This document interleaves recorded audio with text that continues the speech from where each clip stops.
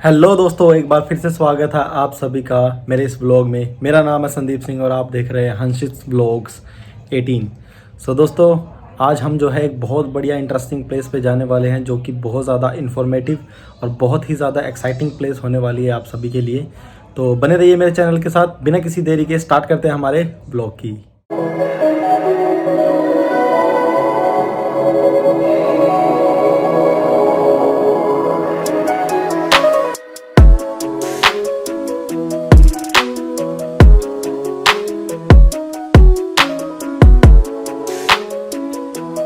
Hello दोस्तों, हम finally जो है हमारी डेस्टिनेशन पर पहुंच चुके हैं। तो अब हम जा रहे हैं अंदर की तरफ।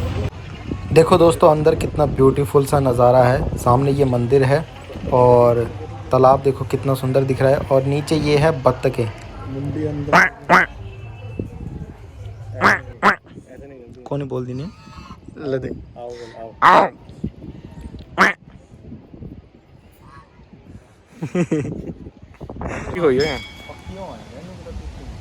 कोई पता नहीं कि दाका बाजा नहीं कितना ढंग देगी क्यों सर पे बजेगी फिर।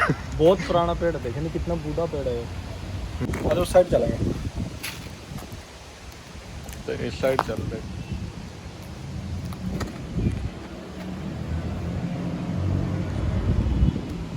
पूरा रहस्यमय पेड़ है एकदम। यहाँ तो समय पेड़ यहाँ बिल्कुल है क्या रही है फोटो। किताब लेना आपको जो है एक बहुत बढ़िया जो है कृष्ण का और अर्जुन जी का जो है रथ की प्रतिमा दिखाते हैं, जो कि बहुत बड़ी है। तो चलिए उस साइड चलते हैं, उस साइड है वो। तो चलिए चलते हैं, आपको दिखाते हैं एक बार जाके। हवन में बैठे कौन से हवन में बैठे? हवन हवन। अच्छा हवन में कहते फिर तो आज उतना की दिक्कत थी। तो दोस्तों, ये रही वो मूर्ति जो कि बहुत बड़ी है, देख लो आप। यहाँ पे ये ऊपर जो है ये अर्जुन है, और इसके आगे आपको दिखाते हैं कि भगवान कृष्ण जी बैठे हुए हैं। क्या होगा वो आगे बैठे हैं, वो हमारे कृष्ण भगवान है। तो देख लो आप कितनी बड़ी प्रतिमा है।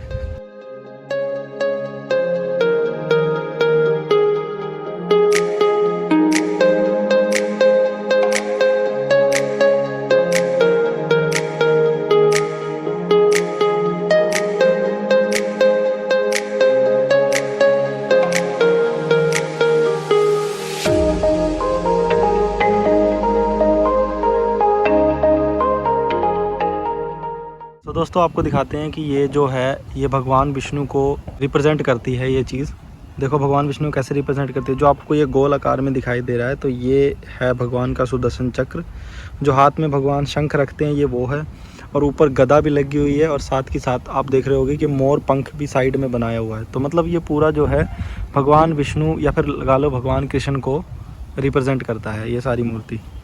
नीचे देखो कमल का फूल भी बना हुआ है, वो हाथ में अपने कमल का फूल भी रखते हैं ना, तो वो सब देखो। हर जगह जो है ये स्कल्पचर बने हुए हैं, इनका अपना अपना एक मीनिंग है, अपना अपना एक सिंबल है।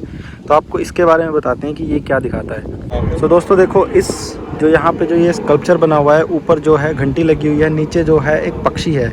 ये पक्षी जो है टटीरी है, जैसे हरियाणा भाषा में टटीरी पक्षी बोलते हैं, वो है। और इसके बारे में ये सारा कुछ यहाँ पर लिखा हुआ है। तो आप इसको ना पोज करके पढ़ सकते हो। थोड़ा सा मैं भी बता देता हूँ कि ये चीज़ क्या है। सो दोस्तों, क्या हुआ था कि जब महाभारत का युद्ध हुआ था, तो उस समय इस टटीरी ने ना उस समय युद्ध के स्थल पर ही अंडे दिए थे। तो इसने भगवान कृष्ण जी से जो है क्षमा याचना मांगी थी, मतलब उनसे कुछ मांगा था कि इस युद्ध में कुछ नहीं बचेगा, प्लीज़ आप मेरी मदद करो और मेरे अंडे को भी बचाओ, मेरे बच्चों को भी बचाओ। तो उस समय जो ऐरावत थे, इंद्र के ऐरावत हाथी थे, तो उनके गले में जो घंटी थी, ये वो घंटी जो है इंद्र के ऐरावत को दिखाती है। तो उसने इसको ढक लिया था। तो इस वजह से ये टटीरी जो है अपने बच्चों को या फिर खुद को बचा पाई थी। तो ये सारा कुछ यहाँ पर दिखाया गया, और मैंने आपको वहाँ पे भी दिखा दिया। तो आप पॉज करके पढ़ भी सकते हो कि ये क्या है। एक स्कल्पचर ये है, देखो ये देखो, ये चारों साइड से अलग अलग है। आगे शंख था, यहाँ शिवलिंग की मूर्ति है। यहाँ पर जो है एक बरगद का पेड़ बना हुआ है, और इस साइड जो है एक कलश बना हुआ है, जिसके ऊपर जो नारियल रखते हैं जैसे हम पूजा पाठ में, वैसा कुछ बना हुआ है। तो इसके बारे में जानते हैं, देखो क्या चीज़ है ये। तो सबसे पहले आप यहाँ पे देख लो, आप इसको पोज करके पढ़ सकते हो कि ये क्या कुछ लिखा हुआ है यहाँ से। जो ये वाला सिंबल है मैंने आपको भी चारों तरफ से दिखाया है, इसमें सब कुछ बताया गया है कि जो महाभारत के युद्ध में जो जो चीज़ें हुई थी ये सब उससे जुड़ी हुई चीज़ें। जैसे शंख जो है भगवान कृष्ण जी को दिखाता है, वहाँ पे जो शिवलिंग है वो भोलेनाथ को दिखाता है, यहाँ पे कलश और पीछे वट वृक्ष जिसके नीचे भगवान श्री कृष्ण ने गीता का उपदेश दिया था, उन सबको बताने के लिए ये सारी चीज़ें यहाँ बनाई गई हैं। आपको दूसरा स्कल्पचर दिखाते हैं। तो ये रहा एक और दूसरा स्कल्पचर। तो एक बार इस स्कल्पचर को देख लो कि ये क्या है। दिख रहा होगा आपको, गोलाकार सा है एक, और बीच में एक कलश सा बना हुआ है और इसके बारे में सारा कुछ यहाँ पर लिखा हुआ है। तो आप पॉज करके इस वीडियो को ये सारा कुछ यहाँ से पढ़ सकते हो। ये वाला जो स्कल्पचर है ये हमें काल चक्र के बारे में बताता है। जो ऊपर जो ये वृक्ष के टाइप में आपको दिख रहा है, देखो पीपल के पत्ते भी बने हुए हैं यहाँ पे, तो ये भगवान कृष्ण को दिखाता है। और नीचे जो ये कलश है ये एक वैसे कच्चा घड़ा है जो कि अर्जुन को दिखाता है, जो कि इस पीपल के वृक्ष के नीचे है मतलब। और यहाँ पर जो ये फूल खिला हुआ है आप देख रहे हो ऊपर कमल, ये मतलब गीता ज्ञान पाकर वो फूल खिल रहा है, ये चीज़ दिखाता है ये चीज़। तो बाकी सारा आप वहाँ से पढ़ ही सकते हो कि ये किसके बारे में था। तो ये सब है। तो अब चलते हैं हमारे नेक्स्ट कल्चर की ओर। देखो दोस्तों, अब इसके बारे में जो है यहाँ पर लिखा हुआ है सब कुछ, इसको भी आप पॉज करके पढ़ सकते हो कि ये क्या लिखा हुआ है। एक बार मैं भी बता देता हूँ। सो दोस्तों, इस मूर्ति में जो है ये आपको गोले गोले से दिख रहे होंगे, ये 4 फेस है, मतलब 4 चेहरे हैं। और ऊपर जो आपको ये दिख रहा है ये मुकुट है। ये बताता है कि ये मुकुट जो है ये वो सिंहासन का मुकुट है जो जिस पे दुर्योधन बैठा हुआ था। और ये चारों फेस उस समय के हस्तिनापुर सिंहासन की ख्याति जो चारों दिशाओं में थी उसको दिखाता है। और ये चारों फेस जो है 4 दिशाओं को दिखा रहे हैं, आपको यहाँ पे दिख रहा होगा। ये एक और कितना ब्यूटीफुल सा स्कल्पचर है, एक बार इसको देख लो। इसके बारे में देखो यहाँ पर सब कुछ लिखा हुआ है, पोज करके पढ़ भी सकते हो। एक बार मैं भी आपको बता देता हूँ। ये स्कल्पचर दरअसल मनुष्य के लालच को दिखाता है। और वैसे तो ये स्कल्पचर जो है गांधारी से जुड़ा हुआ है क्योंकि वो आंखों पर पट्टी बांधती थी। तो ये मनुष्य के लालच, लोभ और उन चीज़ों को दिखाता है जिनकी वजह से पुराने समय में महाभारत भी हुई थी। तो ये उस चीज़ को रिप्रेजेंट करता है। देखो दोस्तों, एक और स्कल्पचर है, कुछ ऐसा ही शंख टाइप का है। और इसके बारे में जो है यहाँ पर सब कुछ लिखा हुआ है। तो यहाँ से आप सब कुछ इसमें से पढ़ सकते हो। थोड़ा बहुत मैं भी बता देता हूँ आपको इसके बारे में।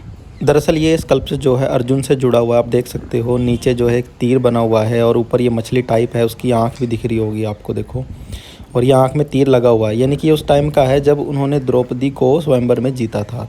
तो उस चीज़ को दिखाता है ये स्कल्पचर। देखो दोस्तों, ये एक बुक है नीचे और इस बुक के ऊपर ये एक पोटली रखी हुई है। मैं बता देता हूँ अभी क्या है ये। तो इस कल्चर के बारे में यहाँ पर लिखा हुआ है सब कुछ। तो आप पॉज करके जो है इसको पढ़ सकते हो। थोड़ा बहुत सा मैं बता देता हूँ आपको। दोस्तों, जो ये ऊपर पोटली रखी हुई है ये दिखाती है कि ये ज्ञान रूपी यानी कि ज्ञान से भरी हुई पोटली है जिसके 5 मुख है। और ये 5 मुख जो है 5 पांडवों को दिखाते हैं। और नीचे जो है ये गीता बुक रखी हुई है। देखो दोस्तों, ये कितना सुंदर मूर्ति है ये भी। और इसके बारे में जो है यहाँ पर लिखा हुआ, आप पढ़ सकते हो पॉज करके।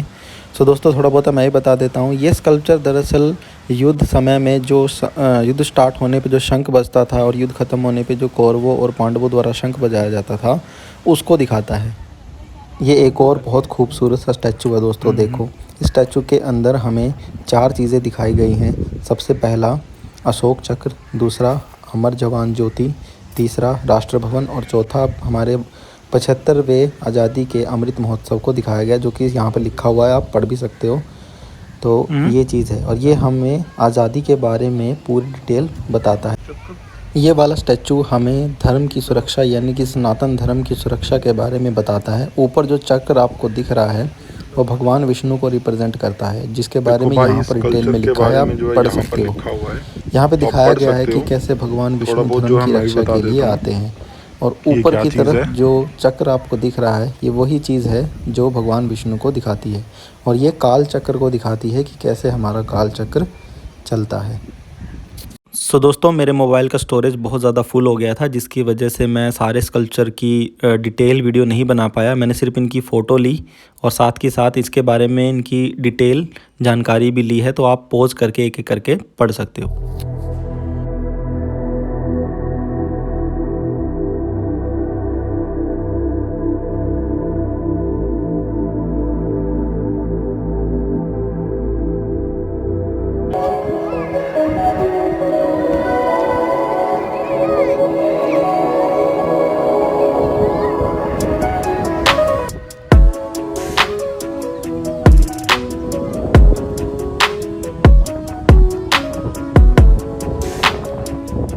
तो कैसी लगी आपको ये इन्फॉर्मेशन, प्लीज़ कमेंट करके ज़रूर बताइएगा। मैंने बहुत बढ़िया इन्फॉर्मेशन दी है आपको, ये आपको कहीं पे भी नहीं मिलेगी, चाहे आप यूट्यूब पे सर्च मार के देख लेना। तो चलिए, अब बहुत ज़्यादा लेट हो चुके हैं, तो अब चलते हैं सीधा घर की तरफ।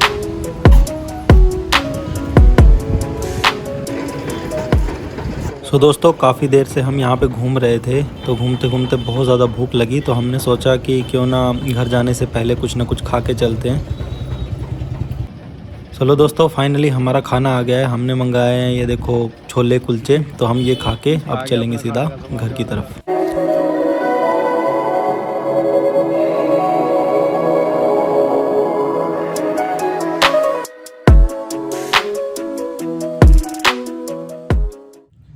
सो दोस्तों, मैं आ चुका हूँ घर। तो आपको वो स्कल्पचर कैसे लगे प्लीज़ कमेंट में कमेंट करके ज़रूर बताना।